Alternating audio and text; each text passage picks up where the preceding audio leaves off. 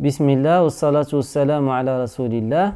Bienvenue dans cette 11e partie de la correction des tests psychotechniques du concours d'accès au COP 2022.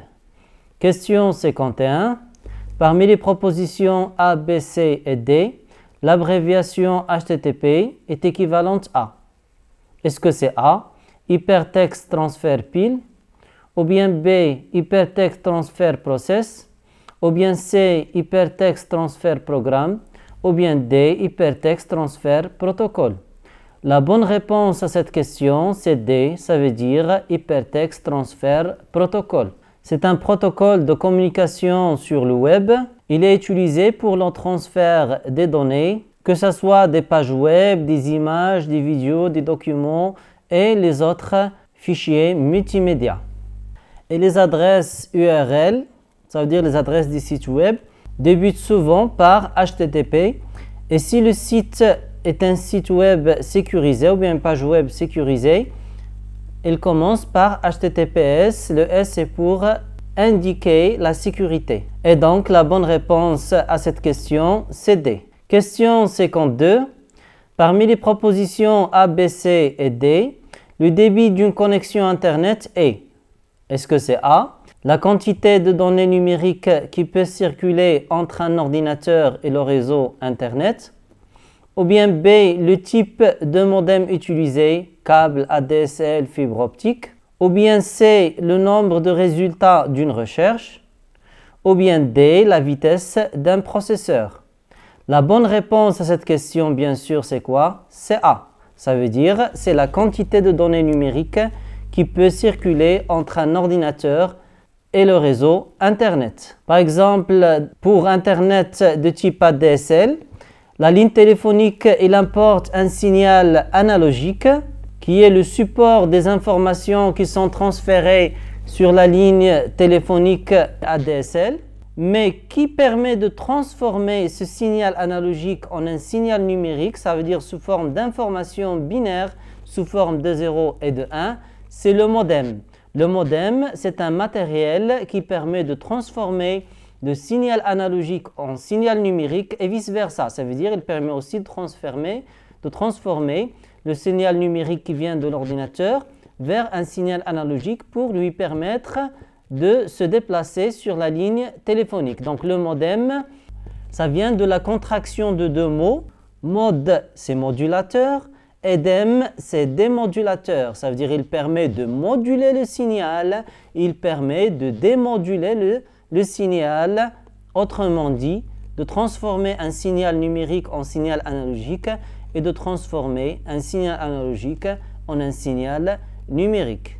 Et donc, pour mesurer la vitesse de transfert de ces informations qui entrent vers l'ordinateur sous forme d'un signal numérique de 0 et de 1, on parle du débit de la connexion Internet. Ça veut dire combien d'informations binaires peut circuler du modem vers l'ordinateur par une seconde. Il se mesure en bits par seconde. Bits par seconde.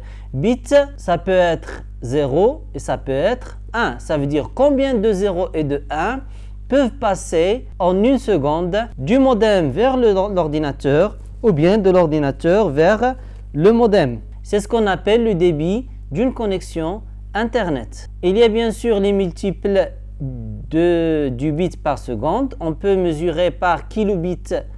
On peut mesurer cette vitesse ou bien ce débit par kilobit par seconde, par mégabit par seconde, par gigabit par seconde.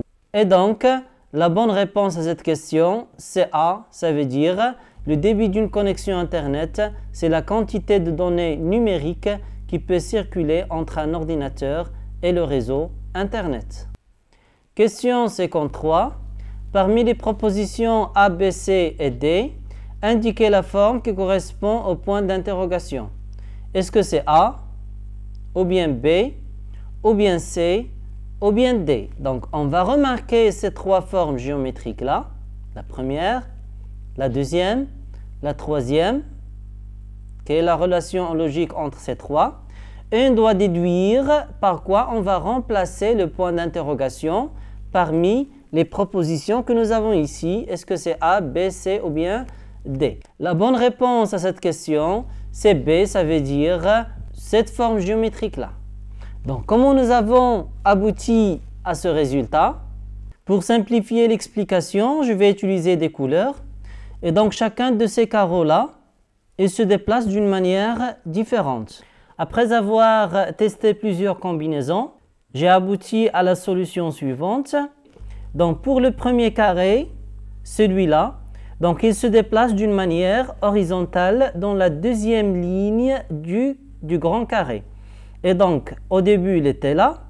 Il s'était déplacé vers la case suivante pour devenir là. Puis, il s'est déplacé à la case suivante, donc il est devenu là. Et donc, la case qui va suivre, il va revenir au début de la ligne. Ce qui est le cas pour la réponse B. Et aussi pour la réponse C, mais avec les autres combinaisons, la seule réponse adéquate, c'est la réponse B. Pour le deuxième carreau, en rouge, il se déplace d'une manière diagonale. Et donc, il s'est déplacé vers le bas diagonalement pour devenir ici, pour obtenir la deuxième forme. Après, il va se déplacer ici pour obtenir la troisième forme. Et donc, pour la quatrième forme, il va retourner au début de la diagonale pour devenir ici, ce qui est le cas pour la réponse B. Et dernièrement, le troisième carreau en vert, il se déplace d'une manière horizontale vers la gauche dans la troisième ligne du grand carré. Et donc, le premier déplacement, il devient ici pour obtenir la deuxième forme géométrique. Il se déplace encore une deuxième fois à gauche pour obtenir la troisième forme géométrique. Et donc, dans la dernière forme géométrique, il va se déplacer ici, ce qui est le cas dans la réponse B. Et donc, la bonne réponse à cette question, c'est B. Question 54. Parmi les propositions A, B, C et D, indiquez celle qui correspond à la valeur valable du cercle vide. Donc, nous avons ici 5 formes géométriques. À côté de chaque forme, il y a un cercle qui contient un nombre de 10 chiffres, dans tous les cas. Et pour le dernier cas, nous avons la forme géométrique et on doit chercher quel est le nombre de 10 chiffres qui va remplir le vide ici. Est-ce que c'est A, 92, ou bien B, 94, ou bien C, 53, ou bien D, 64? La bonne réponse à cette question est C, ça veut dire 53. Comment nous avons trouvé cette réponse? Encore une question d'observation. Donc, remarquez bien, donc pour le premier élément, d'accord? Donc, ici, il y a des traits qui passent du côté vers l'autre côté. Combien de traits nous avons? Nous avons ici 2 traits. Celui-là et celui-là. Ici, combien de traits? 1, 2. Ici, combien de traits? 1, 2, 3 et 4. Ici, combien de traits? 1, 2, 3 et 4. Ici, combien de traits? 1, 2 et 3. Et donc, si vous remarquez bien, ici, nous avons combien de traits? 1, 2. Le premier chiffre, c'est 2.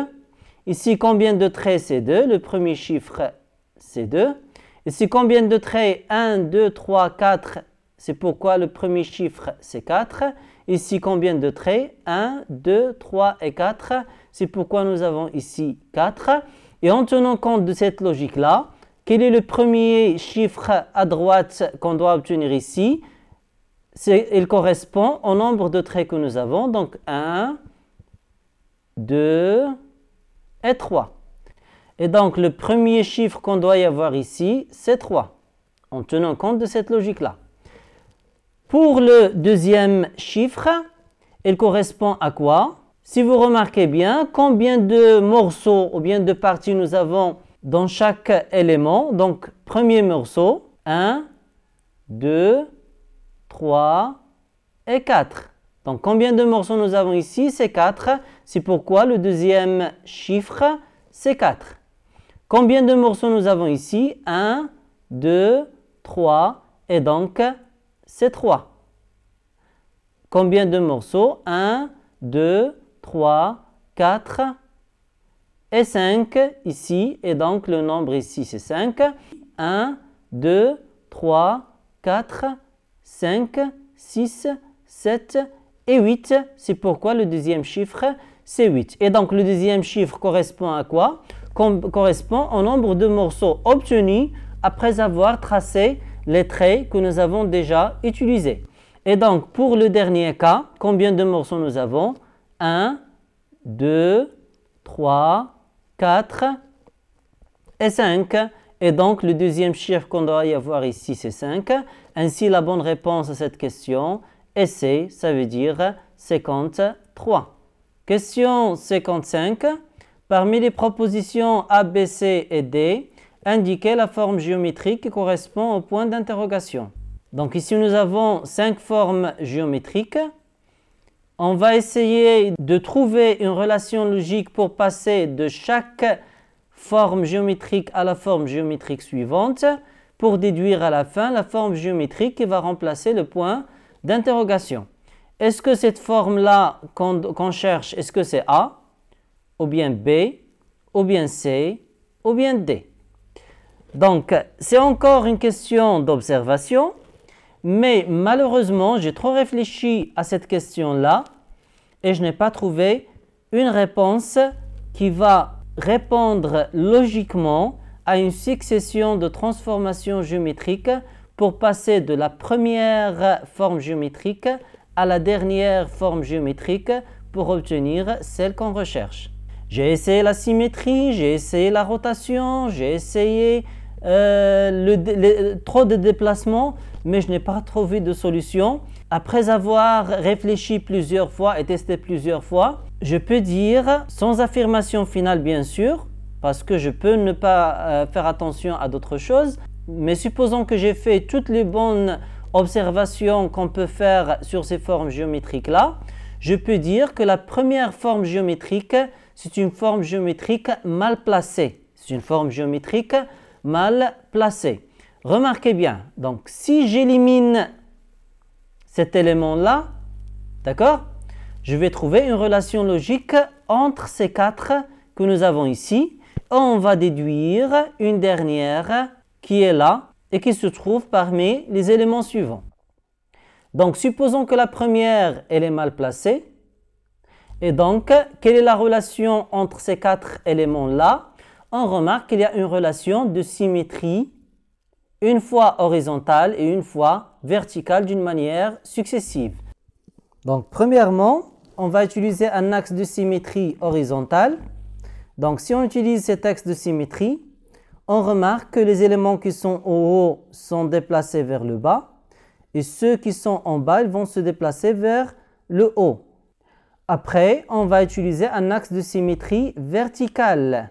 Un axe de symétrie verticale. Et on remarque que les éléments qui sont à gauche vont se déplacer vers la droite et les éléments qui sont à droite vont se déplacer vers la gauche pour obtenir cette partie-là. Et donc, nous avons utilisé une symétrie axiale verticale. Après, on va utiliser encore un axe de symétrie horizontale. Et donc, les éléments qui se trouvent en haut vont se déplacer vers le bas. Et les éléments qui se trouvent en bas vont se déplacer vers le haut pour obtenir le 4e élément.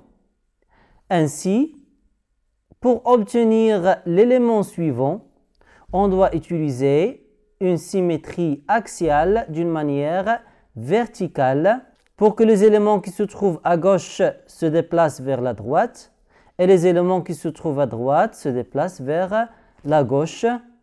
On va obtenir donc cet élément-là qui correspond à la réponse A. Et donc, si on élimine le premier élément, la bonne réponse à cette question, c'est la première forme géométrique, ça veut dire CA. On arrive à la fin de cette série qui était composée de 5 questions. Je vous remercie pour votre attention. N'hésitez pas de vous abonner à la chaîne, de mettre j'aime à la vidéo et d'activer la cloche pour recevoir du nouveau.